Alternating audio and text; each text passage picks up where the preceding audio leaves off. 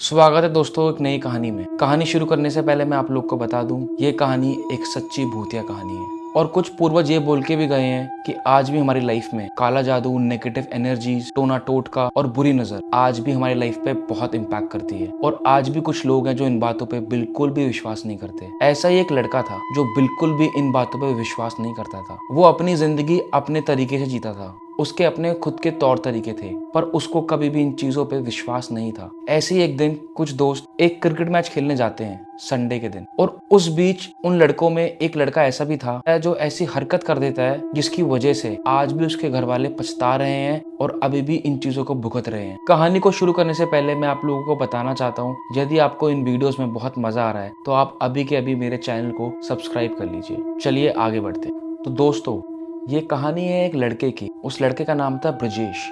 ब्रजेश अपनी फैमिली के साथ मध्य प्रदेश के एक इलाके रेवा में रह करता था। रेवा में एक गांव था जहाँ पे ब्रजेश का पूरा परिवार रहता था। उस गांव में अप्रोक्सीमेटली 15-20 परिवार थे जो साथ में रहा करते थे। उस 15-20 परिवार के अंदर कुछ बच्चे थे जो हर संडे हर सैटरडे क्रिकेट खेलने जाया करते थे। ब्रजेश भी उनमें से एक था। मैं आपको बता दूं, ये बच्चे सिर्फ सैटरडे और संडे को ही खेलने जाते थे। इसके पीछे एक कारण था। वो कारण ये था, जो क्रिकेट मैदान था वो गांव से 5 किलोमीटर दूर था। आज जो हम शहरों में रहते हैं, हमारे पास पूरी सुविधा है पार्क्स की, स्टेडियम्स की, पर रेवा में ऐसा कुछ नहीं था। वहाँ पे लोग को खेलने के लिए जो बंजर जमीन थी वो थोड़ी गाँव से दूर थी, तो इसी वजह से वो सैटरडे संडे ही जा पाते थे। और मैं आपको एक बात और बता दूं, इसके पीछे एक और कारण था। जो रास्ता था मैदान के लिए, उसके बीच में एक नहर भी पड़ती थी, एक नदी भी पड़ती थी, तो मैच खेलने जाने के लिए उनको वो नदी पार करनी पड़ती थी। तो ब्रजेश अपने 10-15 दोस्तों के साथ सैटरडे और संडे मैच खेलने जाया करता था। नदी पार करने के बाद जो इलाका आता था, उस इलाके पे कब्रिस्तान और शमशान घाट था। और मैं आपको ये भी बता दूं, वो रास्ता कोई नॉर्मल रास्ता नहीं था।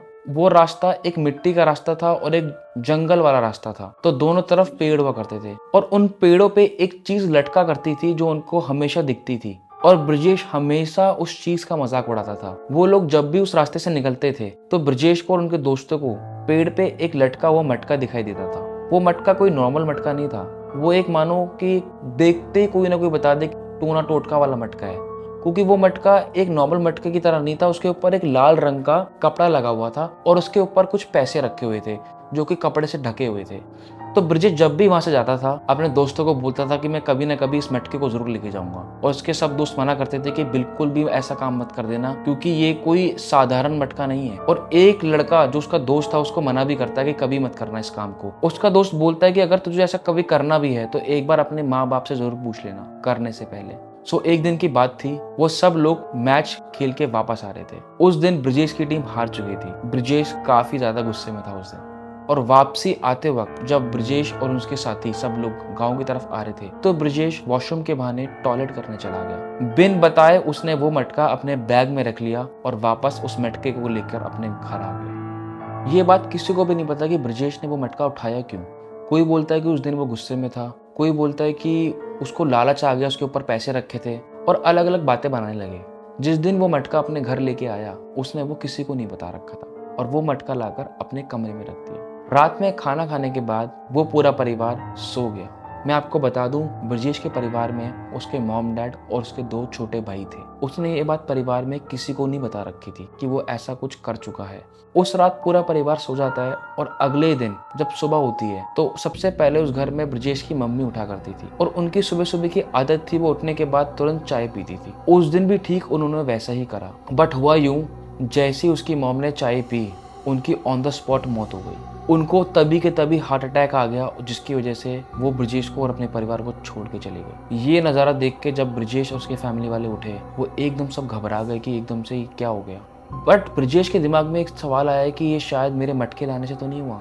उनकी मौत हो जाने के बाद उनकी फैमिली ने सोचा क्यों ना इनको एक बार हॉस्पिटल लेके जाए, इस उम्मीद में कि शायद वो बच जाएं। उन्होंने ठीक वही किया, उनको हॉस्पिटल ले गए। हॉस्पिटल ले जाने के बाद डॉक्टर ने अपने हाथ खड़े कर दिए और बता दिया कि इनकी मौत हार्ट अटैक से हुई है। जब डॉक्टर ने हाथ खड़े कर दिए तो ब्रजेश और उसकी फैमिली उसकी मॉम का अंतिम संस्कार करके उसी दिन उसी रात घर वापस आ गए। और घर आने के बाद घर का माहौल पूरा बिगड़ चुका था। सब लोग शांत हो गए थे, कुछ लोग रो भी रहे थे। घर का माहौल मानो बिल्कुल अजीब सा हो गया था।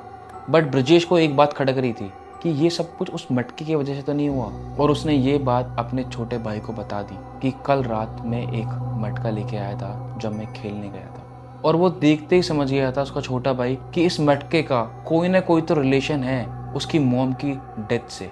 वो ठीक ये बात अपने पापा को बताता है और उसके पापा भी वहीं पर आ जाते हैं और सारा परिवार उस मटके के पास आ जाता है। उस मटके को देख के कोई भी कह सकता है कि ये मटका एक नॉर्मल मटका नहीं है, बल्कि इस पे कोई ना कोई टोना टोटका या कोई काला जादू या कोई नेगेटिव एनर्जी जरूर है। तो मैं आपको बता दूं, उसी वक्त ब्रजेश के जो डैड थे वो बहुत गुस्से में आ गए थे और उन्होंने ठीक ब्रजेश को बोला कि इस मटके को जहाँ से लेके आए हो वापस वहीं रख के आ जाओ।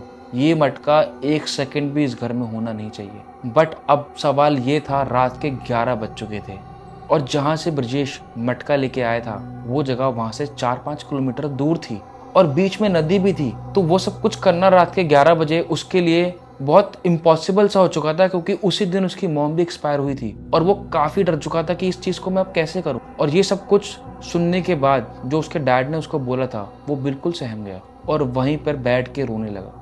नतीजा ये निकला कि कल सुबह 6 बजे ये मटका वापस उसी जगह पे चले जाना चाहिए। अब सुबह 6 बजे ब्रजेश को उठ के सबसे पहले यही काम करना था। पर दोस्तों, मैं आपको एक बात बता देता हूँ, ब्रजेश उस रात के बाद कभी उठ ही नहीं पाया। ब्रजेश की मौत रात में ही हो गई थी।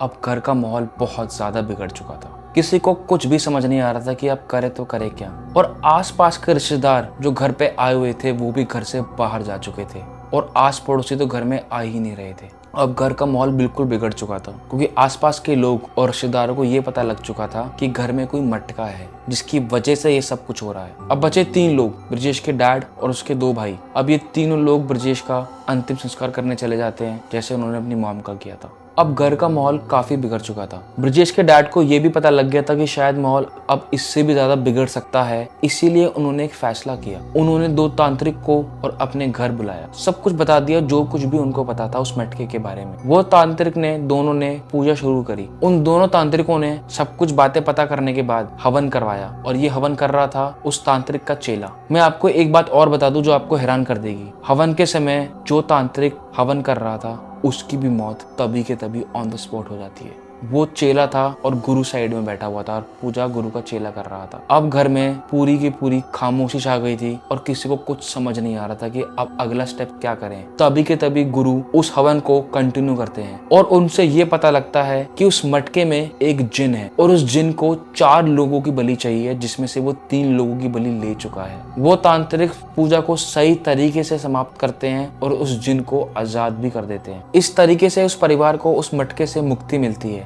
अब मुक्ति तो मिल जाती है पर उनको 3 लोगों की कुर्बानी भी देनी पड़ी, जिसमें से एक उनका बेटा था, एक उनकी मॉम और एक तांत्रिक का चेला। तो दोस्तों, ये थी आज की कहानी। इस कहानी से आप लोग को सबसे बड़ी सीख ये मिलती है कि आप कभी भी कहीं भी बाहर जाएं, घूमने के लिए जाएं, स्कूल जाएं, किसी भी काम के लिए जाएं, और अगर आपको कोई भी ऐसी चीज अपने सामने दिखती है जो आपके काम की नहीं है, चाहे वो पैसे क्यों ना हो, जो आपको लालच दे, उस चीज को कभी भी मत उठाना, क्योंकि वो इंसान आपको वश में कर सकता है और वो एंटिटी का गलत इम्पैक्ट आपके ऊपर आ सकता है और इसका भुगतान आप तो भरेंगे, इनफैक्ट सबसे ज्यादा आपकी फैमिली भरेगी। और अगर आप लोग यहाँ तक आ ही गए हैं तो मेरी स्टोरी को लाइक कर दीजिए और चैनल को सब्सक्राइब कर दीजिए। मैं आपसे मिलूंगा नई वीडियो में, तब तक के लिए गुड बाय।